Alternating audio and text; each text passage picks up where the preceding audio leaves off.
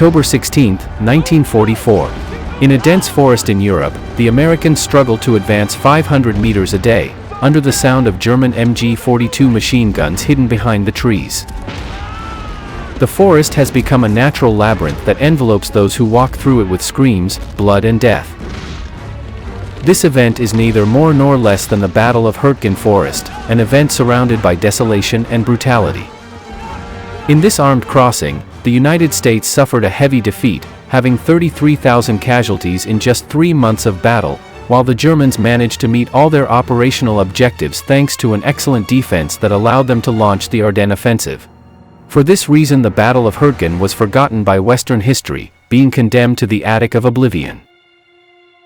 Around 1944, the Western Allies had just landed on the French beaches of Normandy. This happened in June, and by the end of August they were already liberating Paris. This rapid collapse of the German front signaled to the Americans that the war could end before Christmas 1944. The latter was quite far from reality. The Germans, after leaving French territory, took refuge behind the Siegfried Line. This series of fortifications was more than 600 kilometers long, although its effectiveness in stopping the enemy was highly questioned. Siegfried had been built mostly between 1938 and 1940, for propaganda and deterrence purposes. Although it had 18,000 bunkers and concrete structures, thousands of these were inadequate against artillery and aircraft bombardment, and many were poorly equipped. The Siegfried Line did not represent any major problem for the Allied advance, but what did cause a severe headache was the small area that ran from the city of Aachen to the Ruhr River. Located near the border with the Netherlands, Aachen was the first obstacle, then there was the deep Hürtgen forest with some villages, and finally the bed of the Ruhr River. After 6 weeks of heavy fighting to take Aachen and sustaining 5,000 casualties, the Allies began their advance towards the 140 square kilometer wooded area to the east.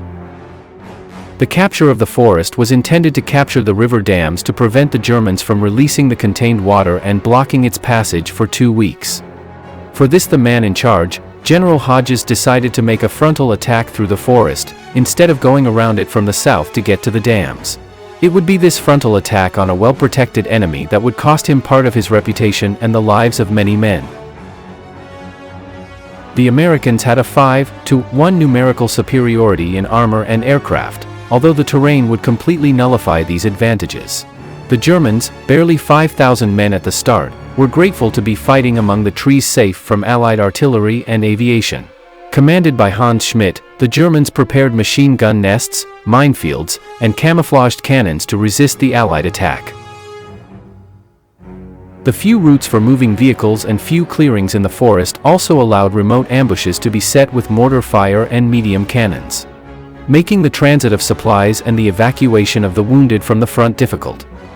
The density of the forest also made it impossible to tell when an area had been completely cleared of enemies, leaving a diffuse front line through which soldiers often infiltrated and made unexpected counterattacks.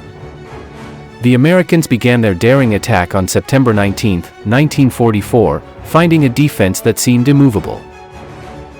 On October 5, the 9th Division set out to capture the village of Schmidt, in the middle of the forest. These combats turned out to be terribly violent, since by October 16 they had barely advanced 2,700 meters at the price of 4,500 casualties. This is 400 casualties per day just to advance less than 3 kilometers.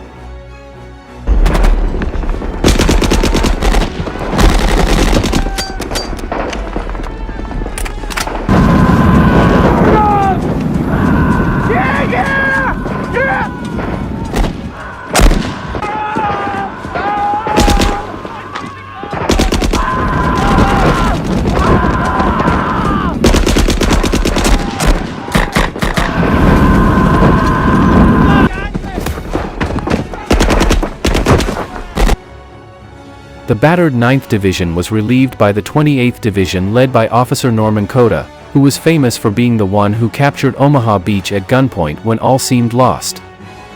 The advance this time was somewhat more fruitful, managing to take 2 towns and the village of Schmidt for a couple of days before being repulsed again with heavy losses.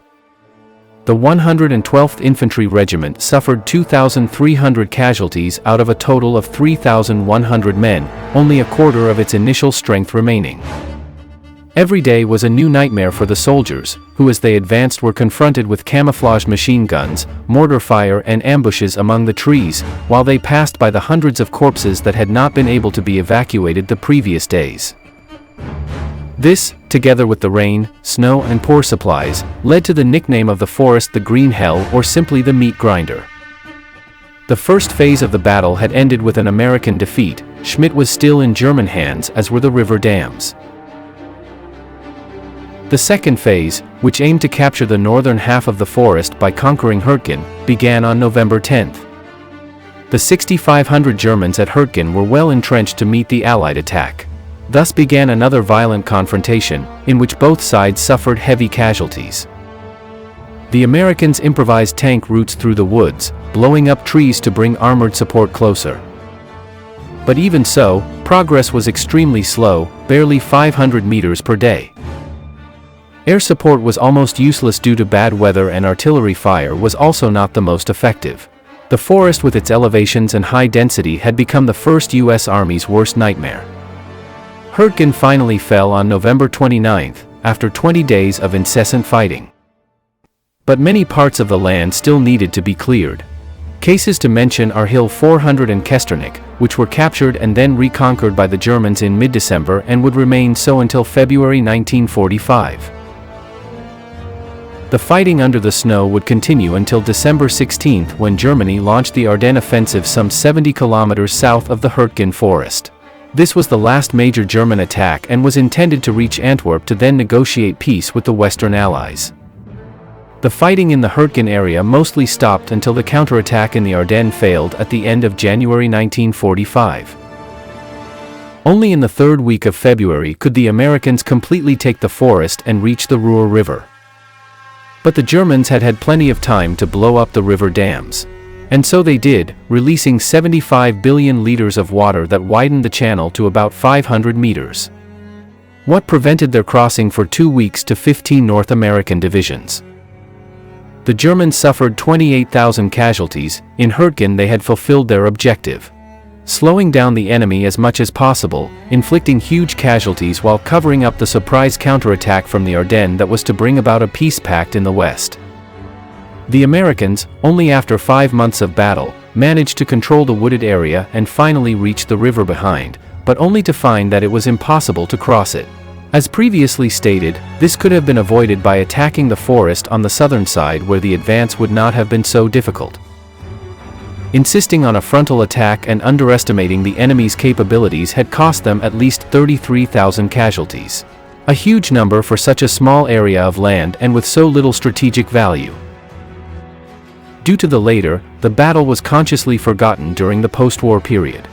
In the Cold War, North American propaganda placed strong emphasis on the Battle of the Bulge and the Normandy landings, while Hürtgen only began to be talked about in the late 1990s with the film When Trumpets Fade, produced by HBO. The reality is that it was very easy to talk about the Battle of the Bulge and how the German counteroffensive had been defeated.